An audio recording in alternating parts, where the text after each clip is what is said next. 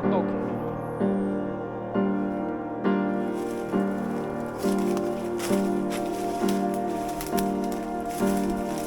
in the mountains, where the air is cool, and the forest breathes with ancient silence, there lives a tradition as old as memory. A tradition of men, climbing trees so tall that their crowns seem to touch the sky. All for the golden sweetness hidden within wild hives. The story begins at dawn. The mist lingers in the valleys, curling like smoke between the ridges. The grass is wet with dew. Birds call from the branches above, their songs echoing faintly in the stillness. And on a narrow path, three men walk together, carrying the tools of their dangerous craft. One man holds a hammer, its wooden handle worn smooth by years of use. Another carries a pouch of iron nails, shining dimly in the pale light. The last man shoulders a bamboo basket, empty for now, but soon it will be heavy with comb and honey. Tied at his waist is a bundle of dry grass, saved carefully from the last harvest, to be used for smoke. They walk slowly, in silence. Every step on the uneven ground demands balance. Every breath carries the smell of damp earth, of fallen leaves, of resin seeping from broken branches. The forest feels alive, watchful, waiting. When they reach a small clearing, they stop. In the center of it stands a tree. And not just any tree. This one rises straight and proud, its trunk thicker than a man's embrace, its top lost among the clouds of leaves. High up, almost invisible against the sky, hangs the reason they came. A hive, a dark, swollen mass clinging to a branch. From below, it looks still, but listen closely, and you hear it, the hum, the constant, vibrating murmur of thousands of wings. The hive is alive, and the bees are already aware of the men standing far below.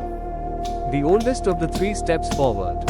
His hair is streaked with grey, his face lined by years of toil, but his eyes remain sharp, steady, and full of determination. He has climbed many trees before, faced countless heights, but each climb was different, each one dangerous, each one demanding full respect. He kneels, sets down the hammer, and opens the pouch of nails. He picks one up, feeling its weight in his hand. It is small, almost fragile, compared to the giant trunk before him. Yet this nail will be his first step on the long, vertical road to the sky. The two younger men watch silently. They know the risk. A slip could mean broken bones. Or worse, no rope will hold him.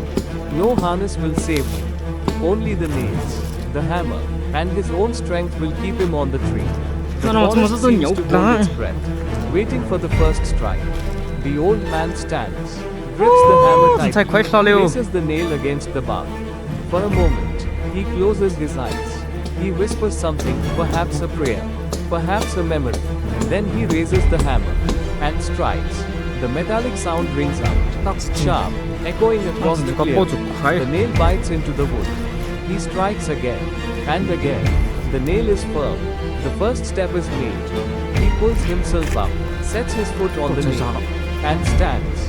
The tree feels cold, solid beneath his hands. The climb has begun. Part 2 of the endless climb. Step by step, nail by nail, the man ascends. The forest floor sinks away below him, shrinking, fading, until the other men look like small figures standing in the grass. Every strike of the hammer echoes, sharp against the morning stillness. Each nail becomes a rung in an invisible ladder, a fragile staircase winding upward into the sky. Sweat begins to gather on his brow. The hammer grows heavy in his hand, but he cannot pause for long. To stop is to lose rhythm, to let doubt creep in. So he keeps climbing. The bark is rough, scratching against his arms. Sap stains his fingers.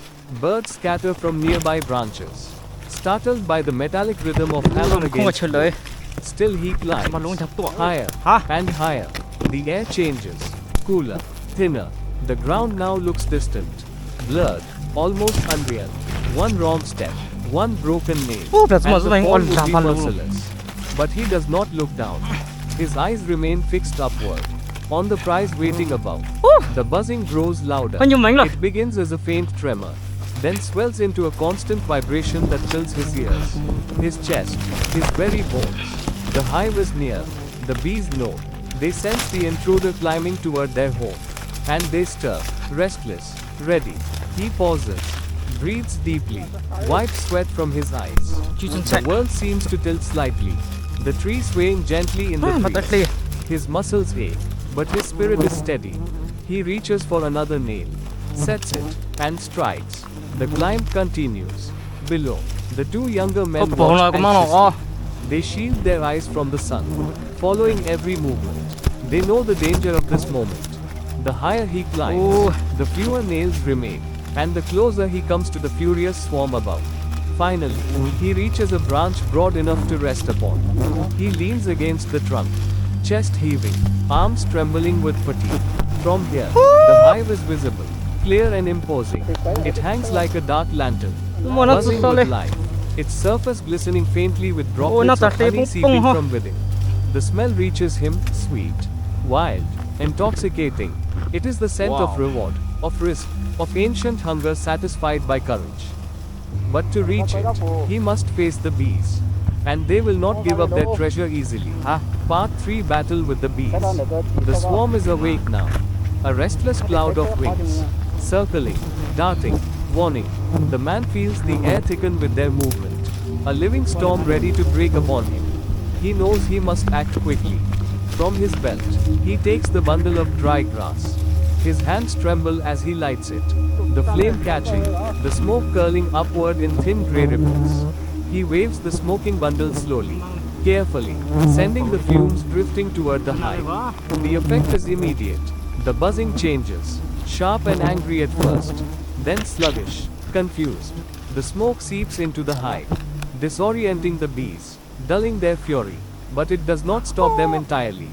They come at him in waves. Small bodies, fast, furious. They sting his arms, his neck, his face. Pain burns across his skin. His eyes water. His breath catches.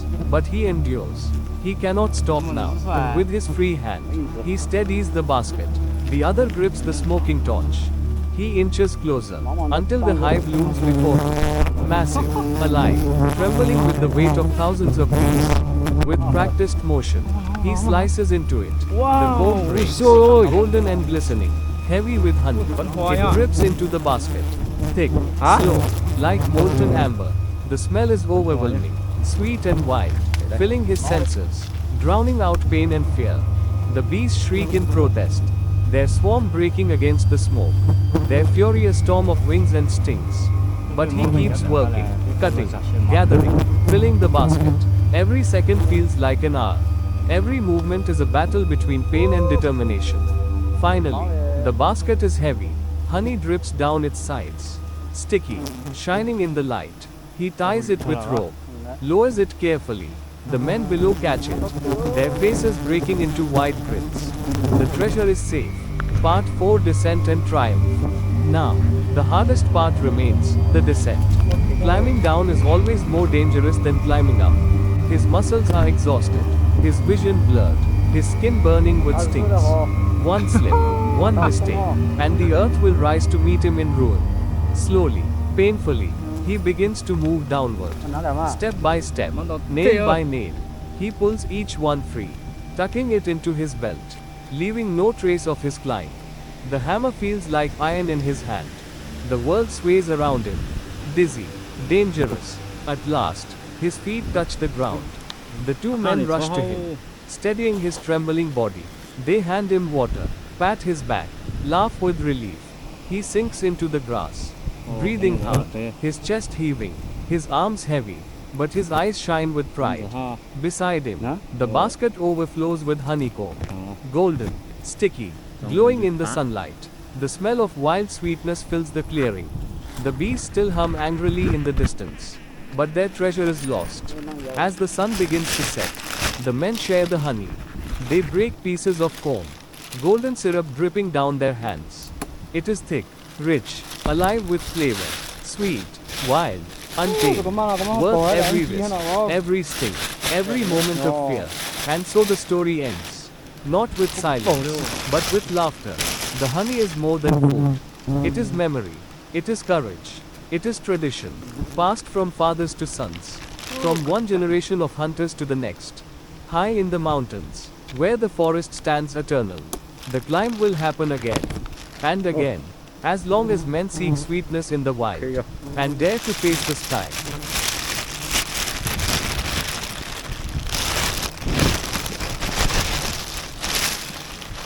Không mấy có những tên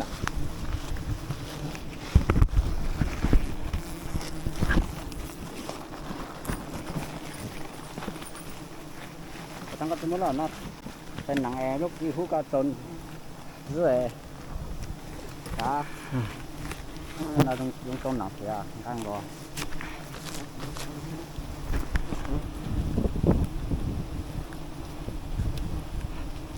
mà khóa nhà bếp thì nó sẽ bếp sau rồi đó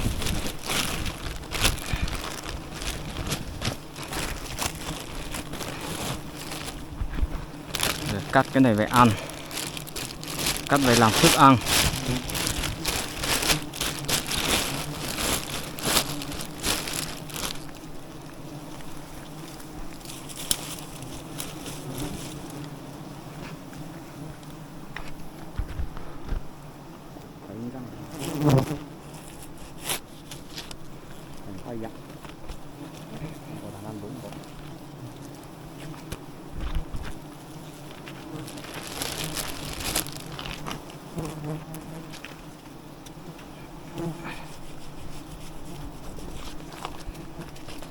Các cái này về bồi bổ sức khỏe.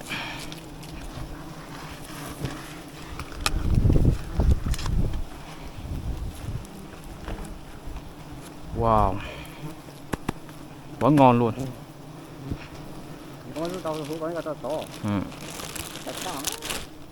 Rất thông ha.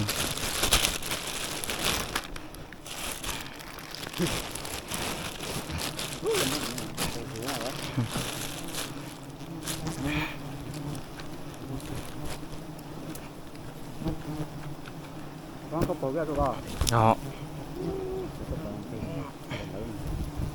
Sao chả có bông cái tàu à?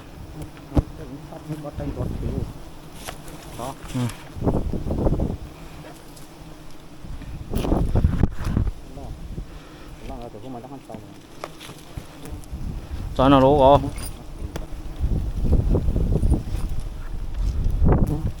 Là bông đây. Bông sống lố. Nó thiếu. Rồi chín đâu tăng lại có.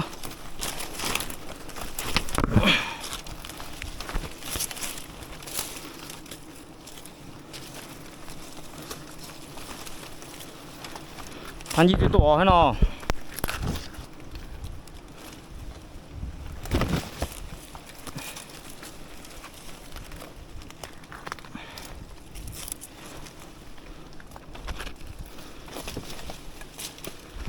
Wow.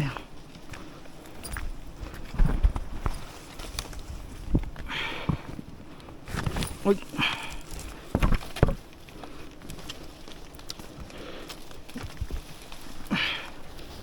Nó xin không mò đâu. Hả?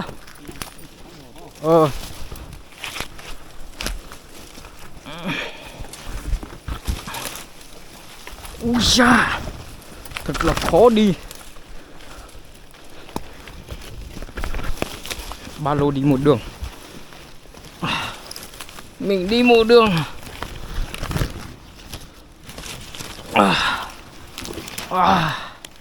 Ui.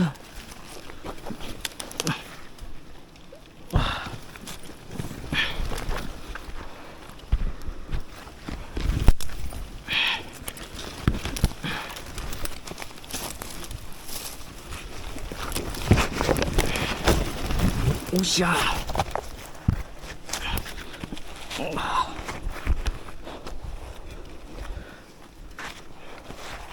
Vô lúc cả trâu ơi.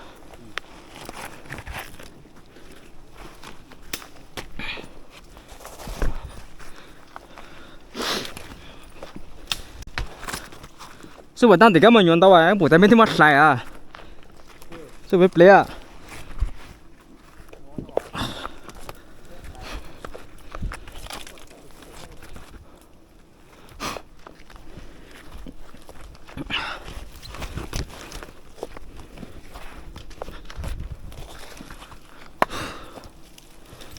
Ôi ôi.